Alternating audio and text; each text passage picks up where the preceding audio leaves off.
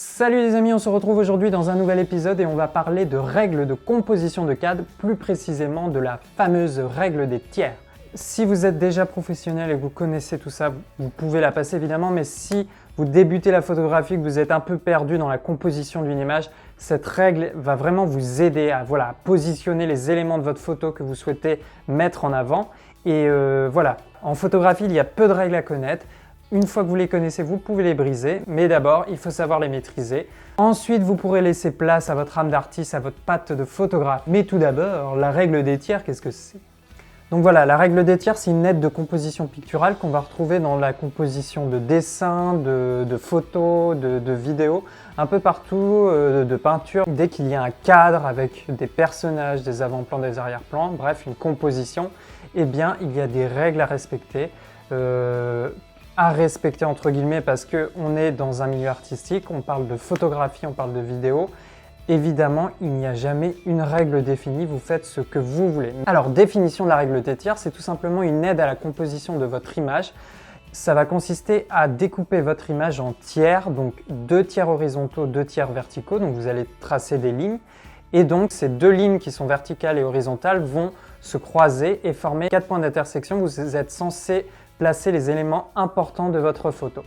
Je m'explique. Alors, prenons un exemple. Par exemple, sur cette photo, j'applique la règle des tiers.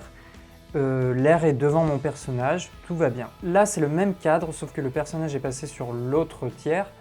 Et déjà, là, ça commence un peu à nous gêner. Bon, on est en plan large, donc on peut l'accepter, mais on a plus d'espace vide derrière le personnage que devant. Alors là, c'est un cas spécial parce que le personnage a sa ligne d'épaule qui est tournée à gauche et son visage qui est tourné à droite. Donc là, ça va être plutôt votre côté artistique qui va rentrer en compte. Où est-ce que je veux donner de l'importance, où est-ce que je veux mettre de l'air devant, derrière. C'est à vous de décider. Moi, personnellement, là, ça ne me gêne pas. On pourrait le faire comme ça également. C'est vraiment une question de sensibilité.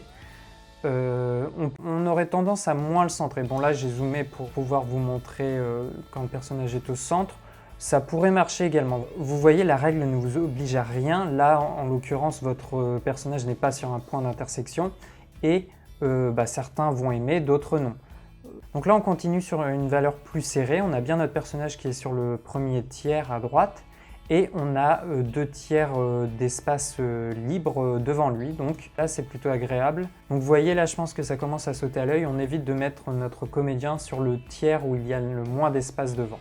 Là, on continue sur une valeur de plan encore plus serrée. On a bien placé notre modèle sur le premier tiers avec les 2 autres tiers d'espace libre devant notre comédien. Et vous voyez, là, c'est déjà plus gênant. On a envie d'avoir un espace devant le regard. Il faut que le regard respire, il faut que la personne, entre guillemets, respire. Alors, encore un dernier exemple au niveau des portraits. On a notre personnage qui est complètement de profil sur le premier tiers. Et s'il passe deuxième tiers, là, ça devient très gênant. Il est vraiment bord cadre, comme on dit. Et c'est pas très visuel. Mais en plus de ça, c'est pas très esthétique. On a une masse de cheveux qui est en plein cadre. C'est pas très visuel. Alors, on peut appliquer de 2 façons la règle des tiers au niveau des paysages. C'est soit on met l'horizon sur le premier tiers horizontaux, soit sur le deuxième tiers horizontaux. Et donc là, en l'occurrence, ma deuxième ligne horizontale la plus haute, c'est là où j'ai placé mon horizon et on peut l'accepter. Alors encore un autre exemple, là on a une sorte de perspective avec un début d'avant-plan et un arrière-plan. La ligne d'horizon est bien placée sur le deuxième tiers le plus haut. Le ciel est blanc de toute façon, donc là on donne plutôt de l'importance au paysage qui est enneigé. Et deuxième cas, on peut donner de l'importance plutôt au ciel et là en l'occurrence la ligne d'horizon, vous voyez, est sur le premier tiers. Ça c'était une photo que j'avais prise à Paris.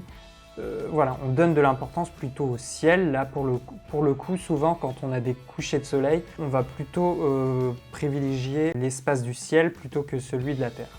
Voilà les amis, retenez bien que c'est une aide de composition, que en photo, il y a peut-être des règles, mais une fois que vous les connaissez, elles sont faites pour être brisées. Vous en faites ce que vous voulez. C'est un milieu artistique, vous appliquez les règles comme vous le souhaitez. Là, pour le coup, la règle des tiers, c'est une aide à la composition. Vous voyez bien qu'il y a des placements de personnages qui sont plus judicieux, que d'autres, mais là encore, ça va dépendre d'un choix artistique, d'une intention. Où est-ce que vous voulez donner l'espace devant votre comédien? Vraiment, quelle est son importance, sa présence dans votre photo? Voilà, c'est vraiment tout ça. Est-ce que je veux symboliser l'enfermement et du coup je ne vais pas lui mettre trop d'espace devant? Voilà, c'est vraiment à vous de penser à tout ça et j'espère que cette petite vidéo sur la règle des tiers va vous aider à composer un peu vos images. Voilà les amis, c'est tout pour cette vidéo. N'hésitez pas à mettre un commentaire dans la vidéo, à me donner votre avis, c'est très important, à liker la vidéo, à vous abonner à la chaîne, filmez, photographiez autant que vous le pouvez et moi je vous dis à la prochaine. Salut!